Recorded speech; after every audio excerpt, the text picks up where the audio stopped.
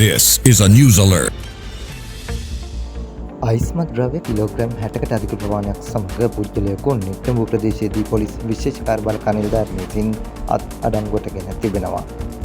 ගෝනහේන police විශේෂ කාර්යබලක කඳවුරේ නිලධාරීන්ට ලද තොරතුරකට අනුව නිට්ටඹුව අරලියපටු මග පින්නගොල්ල වත්ත ප්‍රදේශයේ සිදු කළ වැටලීමකදී මත්ද්‍රව්‍ය තොග සොයාගත් බවයි සඳහන් වන්නේ.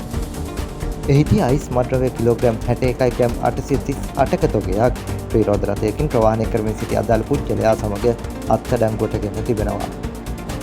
එහි වටිනාකම රුපියල් කෝටි 90කට අධික බවයි පොලිසිය සඳහන් කළේ.